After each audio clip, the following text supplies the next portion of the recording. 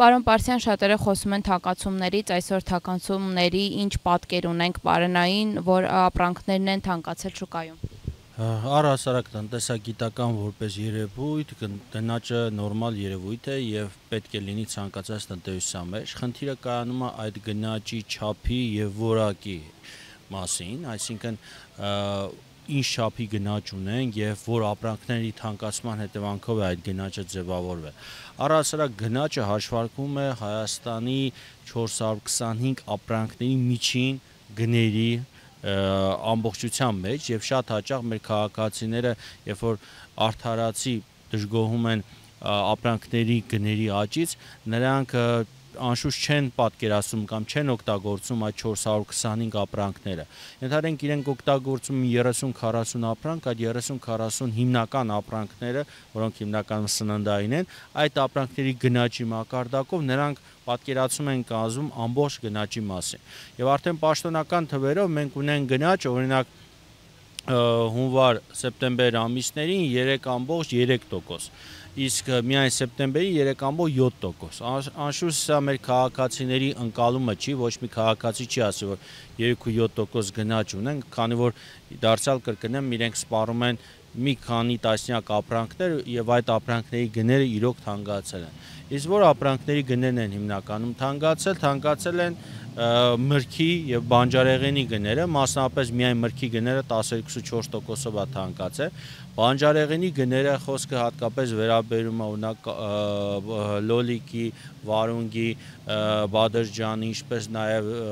տարբեր այսպես բանջարեղենների մտքեր, որոնք տեղում են արտադրում, դրանց գները թանկացել են նախորդ տարվա նույն ժամանակվա հատվածի համեմատ եւ մարդիկ, որոնք իրենց ռացիոնում շատ են օգտագործում, խոսում են բարձր գնաճի մասին, երկնիշ գնաճի մասին եւ նաեւ նկատի ունենալով, որ Հայաստանում ամեն 4-րդ մարդը աղքատ է, այդ մարդիկ իրենց եկամտի զգալի մասը ծախսում են բանջարեղեն միրգ, այսինքն առաջին անհրաժեշտության ապրանքներ գնելու համար։ Եվ այս պայմաններում նրանց կենսամակարդակը ել ավելի է վատթարանում։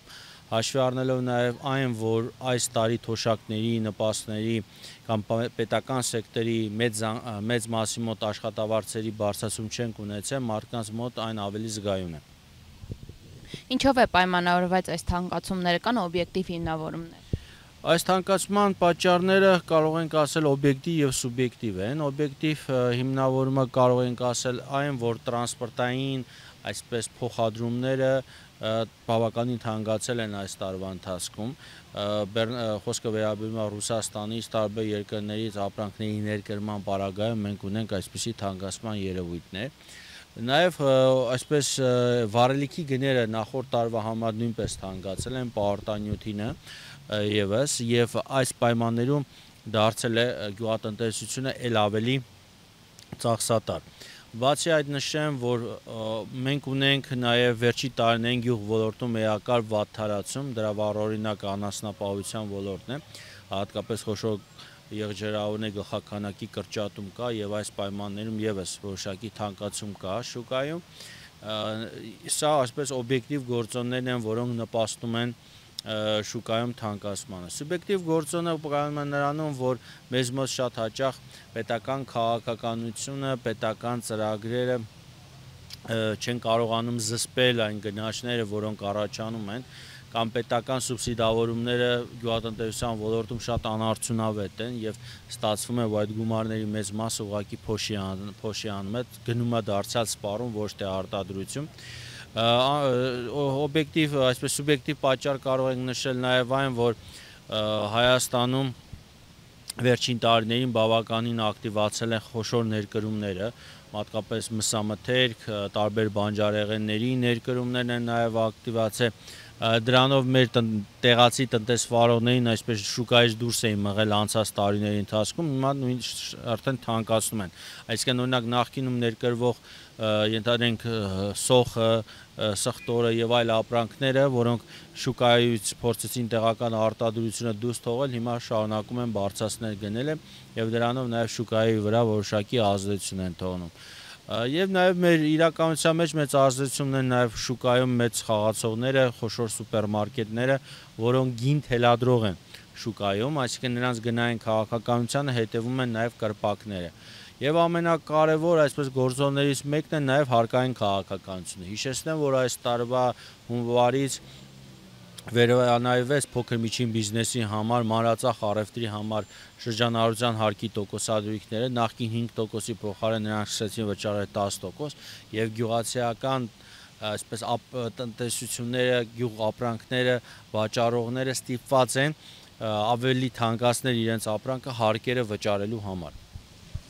Վերջին տարիներին կյանքը թանկացել է Հայաստանում եւ դա նկատելի է անգամ անզեն աչքով։ Թանկացումներին զուգահեռ արդյոք նվազագույն աշխատավարձի ու թոշակների բարձրացման կարիք չի զգացվում։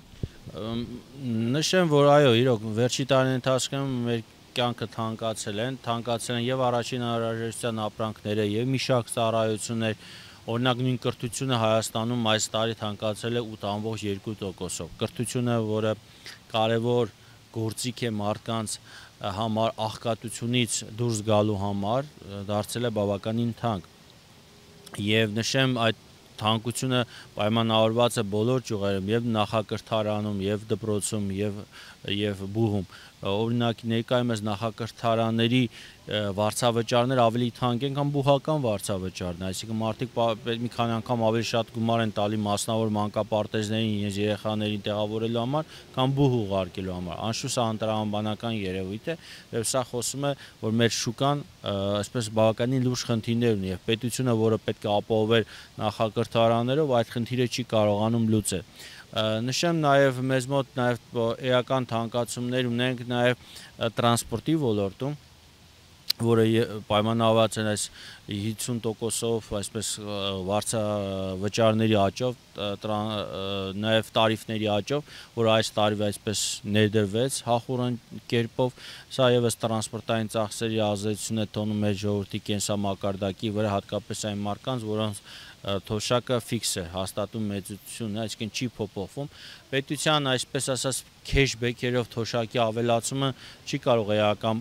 բարելավում ապահովել թոշակառուների մոտ, որովհետև թոշակառուները ընդամենը 50%-ն է այդ քեշբեքերից օգտվում օբյեկտիվ եւ սուբյեկտիվ պատճառներով, շատերը չեն կարողանում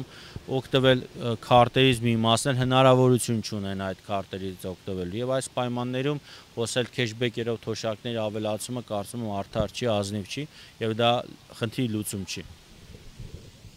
Իշխանությունները մի կողմից ասում են, որ փողի խնդիր չկա Հայաստանում, բայց մյուս կողմից նոր պարտքեր են ավելացնում, եթե փողի խնդիր չկա, ապա ինչու է ավելացվում պետական պարտքը։ Վերջին տարիների ընթացքում կառավարությունը պարբերաբար բարձրացրել է պետական բյուջեի այսպես ցուցանիշները։ Հատկանշական է, որ միայն 2024 թվականի ընթացքում մոտ 600 միլիարդով ավելացրել էր ծախսային մասը պետական բյուջեի, 2026-ի համար ավելացրել է ընդամենը 100 միլիարդ դրամի չափով, սա խոսում է 2026 թվականին նրանք չեն կարողանում կամ չեն տեսնում խոշոր եկամտի աղբյուրներ Հայաստանում եւ նրանք դիտարկում են մասնավորապես լրացուցիչ պարտքերի ձեռքբերմամբ ապահովել պետական բյուջեի նախանշած ցուցանիշները։ Իդեպ նշեմ, բարձր գնաճը թույլ է տալիս նաեւ կառավարությանը լրացուցիչ հարկային մուտքեր ապահովել պետական բյուջե, քանի որ որքան բարձր է գնաճի մակարդակը, այնքան ավելի շատ հարկեր են վճարում պետական բյուջե։ 26 թվականը Հայաստանի համար բավականին բարդ տարի է լինելով պայմանավորված նաև նախընտրական այսպես շրջանով, կառավարությունը առատորեն այսպես սուբվենցիոն ծրագրեր է իրականացնում, ճանապարհ, լուսավորություն, դպրոցական շինարարություն եւ այլը նախընտրական այսպես տրամադրություններից ելնելով շատ հաճախ այդ ծախսերի մեծ մասը անարդյունավետ են կամ նպատակային չեն, բայց նրանք դա անում են քաղաքական այսպես գործոն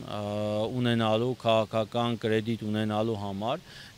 պատրաստելով նախընտրական շրջանին։ Նրանք բավականին ակտիվ են նախապատրաստվում եւ դրա համար բավականին լուրջ նաեւ պետական պարտքի ավելացման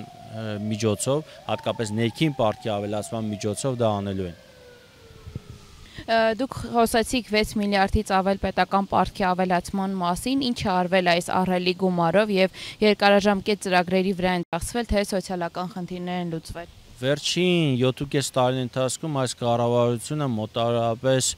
7 միլիարդից ավել պարտք է գումարել ընդհանուր բյուջեին կամ ընդհանուր պարտքին, դա հիմնականում իրականացվել ներքին պարտքի ավելացման միջոցով, պետական պարտատոմսերի թողարկման միջոցով, այս գումարներով հիմնականում իրականացվել է այսպես վերանորոգման ճանապարհաշինական աշխատանքներ, խոշոր կապիտալ ծրագրեր չեն իրականացվել։ Եվ անշուշտ այս գումարներով նաև իրականացվել է կարճաժամկետ այսպես ծրագրեր, թեկուզ քեշբեքերի մասով կամ պետական սեկտորի պարգևավճարների ապահովման մասով եւ այլն։ Այսինքն իրենք այս 7 միլիարդով այնպիսի ներդրումներ չեն արել, որը թույլ կտա ապագայում լրացուցիչ հարկային մուտքեր տնտեսական աճ ապահովի Հայաստանի համար։ Ձեր գնահատմամբ ինչպես կփակենք տնտեսական տարին եւ ինչպիսի տարի է սպասում 2026-ին։ 2025 թիվը կարծում եմ մենք կփակենք բարձր տնտեսական աճով, այսինքն 5%-ից բարձր տնտեսական աճով, այդ աճը հիմնականում ապահովելու են շինարարության ոլորտը եւ ծառայության ոլորտը։ Շինարարության ոլորտը հաշիվ այսպես բուրըն կառուցապատման, որը այսպես փուչիկի պես աճում է եւ լուրջ վտանգներ ստեղծում տնտեսության համար։ Ծառայության դեպքում նշեմ, որ ֆինանսական ծառայությունների շուկան է շարունակում զարգանալ, այսինքն Հայաստանը ի հաշիվ այսպես տնտեսական բաժանմիջոցների կարողանում է փող աշխատել, սա անշուշտ կարևոր է եւ պետք է փորձել երկարաժամկետ պայմաններ ստեղծել տնտեսական աճի համար, սակայն մտահոգիչ այն է, որ այդ տնտեսական աճը